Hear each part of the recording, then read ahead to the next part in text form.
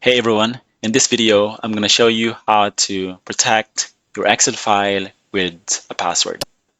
So let's say you have this file here and it is saved in a shared drive or somewhere online.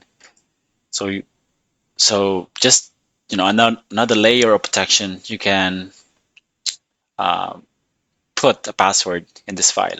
So to do that, you go to File, Info, and Protect Workbook, Encrypt with Password, and you type your password.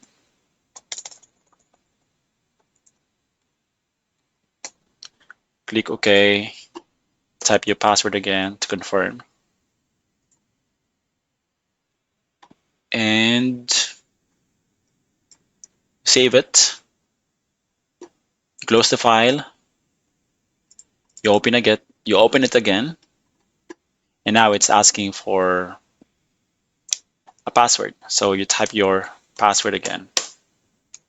And that's how you protect your Excel file with a password. So if you like this video, don't forget to hit like, share, and subscribe, and I'll catch you in the next one.